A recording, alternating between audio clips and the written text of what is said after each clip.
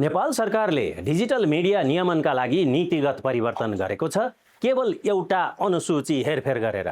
अब नेपालमा सञ्चालन भइरहेका अनलाइन रेडियोहरू पनि सरकारमा दर्ता र लाइसेन्सको दायरामा आउनुपर्ने भएको छ।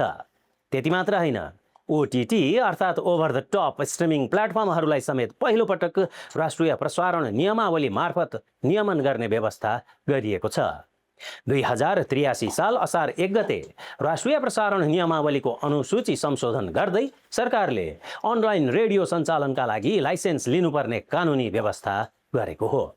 नयाँ व्यवस्था अनुसार अनलाइन रेडियो दर्ता गर्न 50,000 रुपैयाँ लाइसेन्स शुल्क तिर्नुपर्नेछ।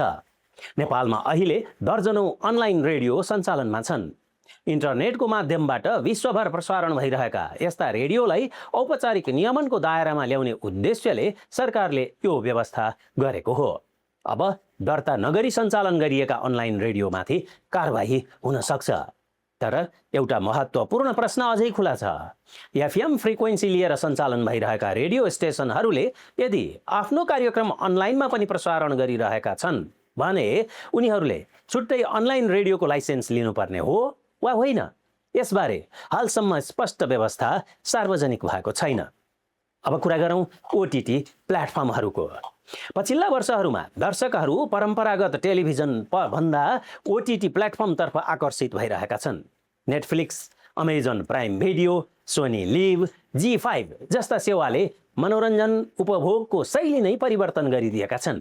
यही परिवर्तित अवस्थालाई ध्यानमा राख्दै नेपाल सरकारले ओटिटी प्रसारण सेवाको पनि नियमन सुरु गरेको छ।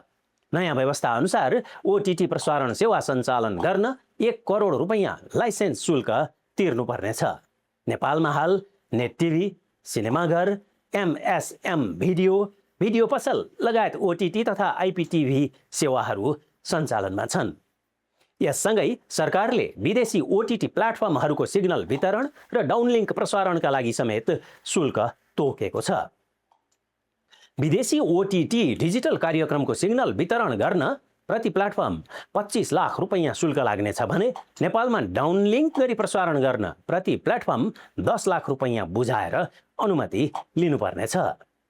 यसरी हेर्दा नेपाल सरकारले पहिलो पटक ओटिटीलाई पनि औपचारिक रूपमा प्रसारण सेवाको रूपमा स्वीकार गर्दै नियमनको दायरामा ल्याउन खोजेको देखिएको छ। तर यहाँ एउटा रोचक प्रश्न उठ्छ। डिजिटल मिडिया यति धेरै लोकप्रिय भइसकेपछि मात्रै किन यस्तो नियमन आयो? नेपालमा मिडिया दर्ता र नियमनको इतिहास हेर्दा 2007 सालको राजनीतिक परिवर्तनपछि 2008 सालदेखि पत्र पत्रिका दर्ता गरेर सञ्चालन गर्ने व्यवस्था सुरु भएको थियो। त्यसबेला रेडियो र टेलिभिजन सरकारकै नियन्त्रणमा थिए, त्यसैले छुट्टै लाइसेन्स वा दर्ताको आवश्यकता थिएन। पछि निजी क्षेत्रका रेडियो र टेलिभिजन सञ्चालनमा आएपछि फ्रिक्वेन्सी वितरण र प्रसारण अनुमति प्रणाली विकास भयो। 2048 सालपछि प्रेस काउन्सिल नेपालले मुख्यतः प्रेस तथा प्रकाशन क्षेत्रको आचार संहिता र नियमनको भूमिका निर्वाह गर्दै आएको छ।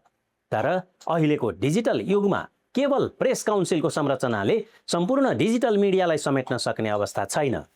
अनलाइन समाचार portal, OTT, podcast, online radio, streaming service लगायत नयाँ माध्यमहरूको तीव्र विस्तारले नयाँ नियामक संरचनाको आवश्यकता देखाएको छ। त्यसैले अहिलेको संशोधनलाई डिजिटल युग अनुसार कानुन अद्यावधिक गर्ने प्रयासको रूपमा पनि हेर्न सकिन्छ। अब यहाँ 3वटा महत्त्वपूर्ण प्रश्न उठ्छन्।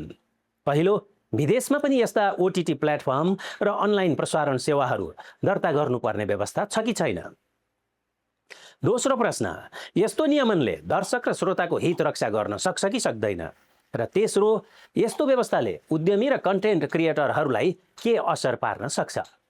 पहिलो प्रश्नको उत्तर खोज्दा विश्वका हरेक देशमा कुनै न कुनै प्रकारको अनुगमन, दर्ता र नियमन प्रणाली रहेको पाइएको छ। तर अधिकांश देशहरूमा नेपालले जस्तो ठूलो लाइसेन्स शुल्क भन्दा पनि प्रशासनिक शुल्क वा दर्ता शुल्क लिने प्रचलन बढी छ। सरकारहरूले यस्ता प्लेटफर्महरूलाई दर्ता गराउनुको मुख्य उद्देश्य सामग्रीको निगरानी, उपभोक्ता संरक्षण, कर सङ्कलन र कानुनी उत्तरदायित्व सुनिश्चित गर्नु हो।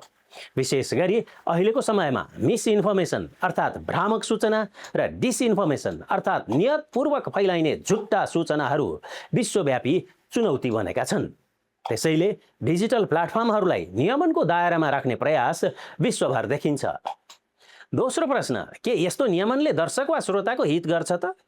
सैद्धान्तिक रूपमा नियमनले उपभोक्ताको गुनासो सम्बोधन गर्ने, सामग्रीको उत्तरदायित्व बढाउने र कानुनी जवाफदेहिता सुनिश्चित गर्ने अवसर दिन्छ।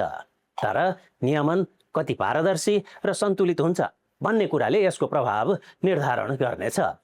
अब तेस्रो प्रश्नतर्फ जाउँ। यसले उद्यमी र कन्टेन्ट क्रिएटरहरूलाई कस्तो असर पार्ला? उद्यमीहरूको दृष्टिकोणबाट हेर्दा यसले डिजिटल मिडियालाई औपचारिक उद्योगको मान्यता दिनेछ। राज्यबाट स्वीकृत र नियमनभित्र रहेको व्यवसायमा लगानीकर्ताको विश्वास पनि बढ्छ। नेपालका दर्शकबाट ठुलो आम्दानी गरिरहेका अन्तर्राष्ट्रिय ओटिटी प्लेटफर्महरू पनि नेपालमा कानुनी रूपमा अनुमति प्राप्त संस्थाको रूपमा सञ्चालनमा आउने सम्भावना रहन्छ। तर स्वतन्त्र रूपमा अनलाइन रेडियो सञ्चालन गरिरहेका व्यक्तिहरूका लागि भने प्रशासनिक प्रक्रिया थपिनेछ। अब उनीहरूले व्यवसाय दर्ता, कर दर्ता, मन्त्रालयमा निवेदन र लाइसेन्स प्रक्रिया पुरा गर्नुपर्ने भएको छ। साथै सामग्री अनुगमनको दायरामा पनि बस्नुपर्ने भएको छ। सामग्री भनेको कन्टेन्ट।